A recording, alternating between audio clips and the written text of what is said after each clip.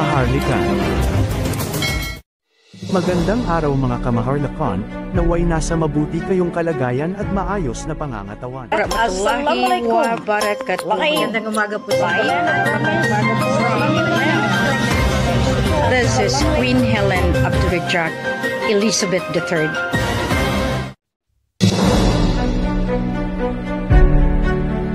Assalamualaikum warahmatullahi wabarakatuh.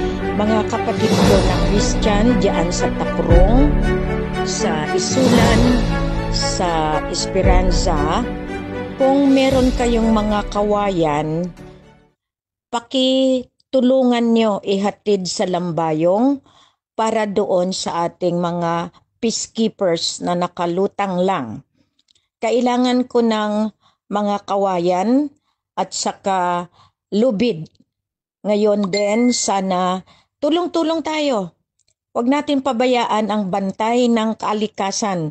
Sila ang aking pinundar para bantayan ang ating kayamanan sa buong mundo.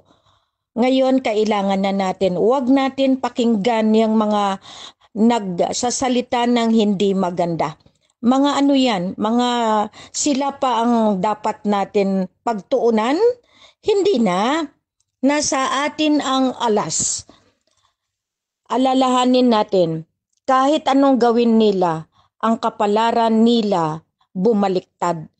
Kasi hindi nila akalain, nandito ako at ako mismo ang magbibigay ng katarungan para sa inyong lahat.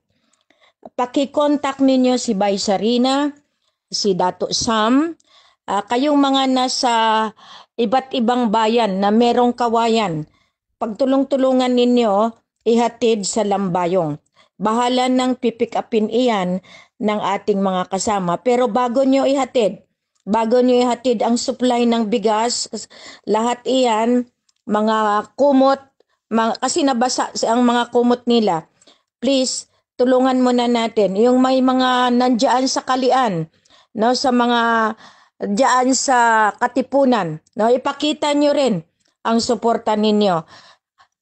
Ilang taon ako na nandiyan para bantayan iyan. Ayaw ko na iyan ay magkaroon pa ng problema dahil diyan nakikita na ng makapangyarihan na yung tinanim ko kailangan lumago sa buong mundo. Kilala ang Camp Tugal, Sultan sa Barungis, Raja Sulaiman, peacekeeping group sa buong mundo. Huwag ninyong pabayaan at huwag kayong magwatak-watak ng dahil lang sa importanteng kaharapin ang paglaban natin mag-survive. Lalagpasan natin ito. Ang parusa ng iba, hindi parusa natin. Ang dusa nila. Ang sa atin, tumayo tayo. Maging matatag kayo. Kaya yung may pera, iayos nyo na. Dahil walang kwenta na iyan sa darating na panahon. Malapit na. Kaya nga sabi ko sa inyo, kung merong panahon na kailangan bigyan na ng pansin, iyan ang ating yaman sa Ligwasan Mars. Maraming salamat. Iyan ngayon, taga Takurong, taga Jensen, lahat kayo dyan na nakapaikot. At yung mga taga Hulon at na nag-contact sa akin, ipunin nyo lang.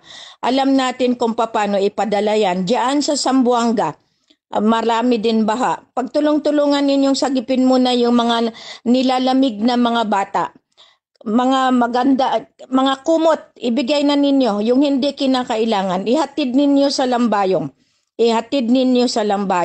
Maraming mga nasalanta talaga na hindi kayanin. Ang mga bata ang kailangan matatanda sa gipin. Bay, nandyan sa Dulawan, Bay Sagira, lahat kayo kumontak na doon sa ating mga kasama. Yung ibang ilikas, kailangan ilikas na. Huwag kayong umasa sa gobyerno.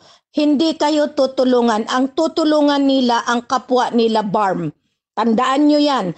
Pero since na ito na ang husga ng kapalaran nila, tumayo kayo alang-alang sa ating lahi. Ang lahi na matagal nang inapakan, niyurakan, tumayo kayo. Ito ang aking patunay sa inyo. Hawak natin ang kapalaran natin. Magtiwala tayo sa Allah, sa Diyos Ama, na siyang may karapatan para bigyan tayo ng katarungan. Maraming salamat.